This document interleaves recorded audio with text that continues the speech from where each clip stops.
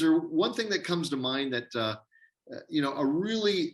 you knocked it out of the park for a family one time? You're serving them, and the end of the process, it was a hard thing because someone had died, but you really felt like you knocked it out of the park for the family. You served them like way beyond. Is there something that comes to mind immediately when I'm saying that to you? You kind of put me on the spot. Okay. I don't. What I try and do is I focus on each family individually Sure. as they are here. And I try not to make it about me. I try to make it Sure. about them, which Right. I know what your question is, Sure. but I feel that when something like that happens, it's a mutual thing between the family and I. And Yeah. Yeah. I don't want to. I guess I don't want to take the credit for something, but Sure. Okay. there's usually those little things that, like you say, just kind of just put it over the edge, just bring it there, and it's maybe sometimes something that just is a quick thing.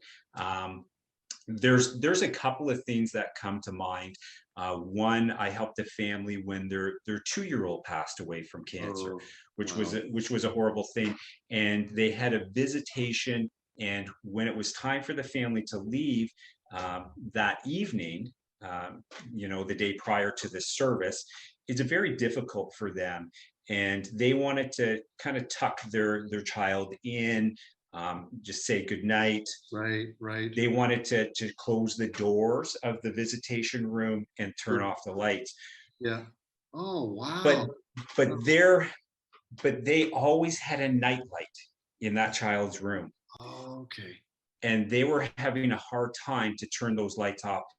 We had a hardware store that was across the road from the funeral home, Right. and it so happened that it was still open, and we went across the road, got a nightlight, brought it back, Wow. allowed them to plug it in, turn it on.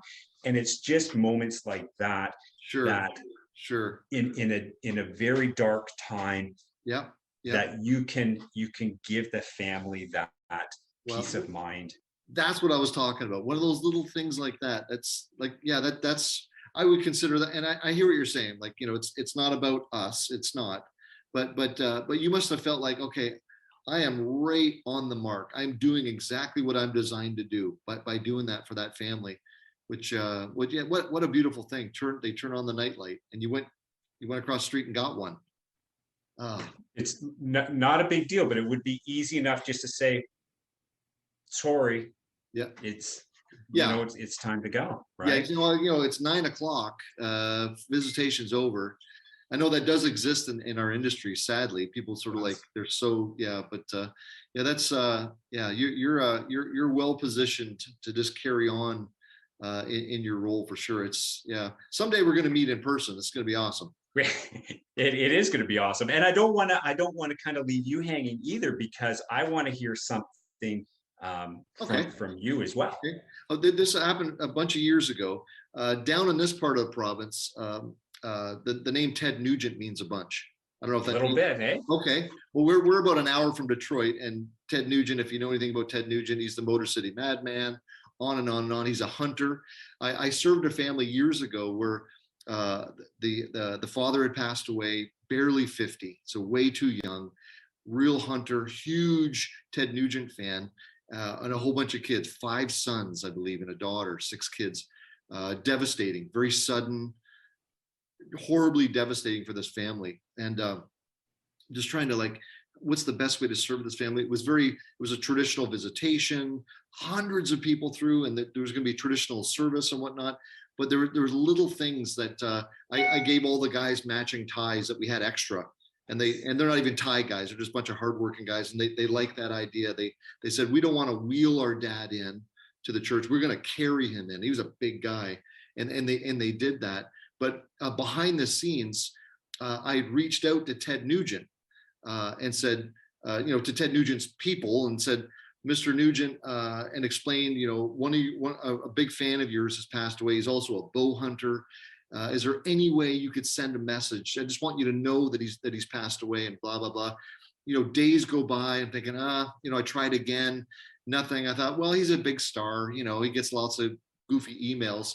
The morning of the funeral, I get the email from Ted Nugent himself, and it's like this. If you know anything about Ted Nugent, it's worded in classic Ted Nugent, him saying, my brother, when we sit by the fire, we will think of you. When we face the beast, we will think of you. It was like this, like make you cry type of thing.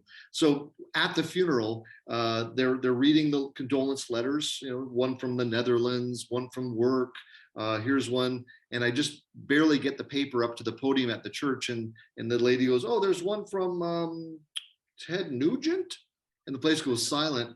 All the kids look up and they read this amazing message, and they even carried their dad into Fred Bear, which is a famous Ted Nugent song. Anyway, but again, as you said, it wasn't about me. I was the one behind the scenes making this happen, but it felt like they thought like, yeah, our dad really matters. Even Ted Nugent knows our dad died. And so it was a really, really powerful moment to sort of do that extra work for them so they could experience that. And always remember, the super hard chapter when their dad died, but that it was, it was a meaningful send off kind of thing. It was awesome. Yeah. And there's that brightness in the darkness. Yeah, right? Like yeah, for sure.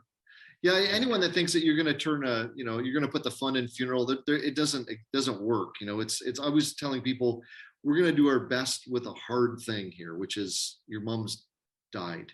This is, any way you look at the nucleus, is always a hard thing. How many times do people say things like, yeah, I met you on the worst day of my life? Like, oh my goodness, that's the heaviest statement you can ever receive from someone.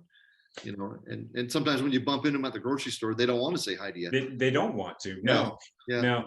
And I don't know about you, but when I was younger, when I first started this, I was around the funeral directors that were around for a long time, and it was just a natural thing for them. Not everybody is the same. Not everybody's personality is the same, but sure, things were very natural. And it's a process, I think, to be able to allow things to become organic rather than forced. Yeah. Oh yeah. So you keep your ears and your eyes open for those things that you can instill or you can bring to that celebration for that person and make it meaningful, or a little bit more meaningful for a family. Thanks for watching the video. Matt and I really enjoyed talking. And if you have any more questions, feel free to contact Matt, or feel free to contact us anytime. All the best.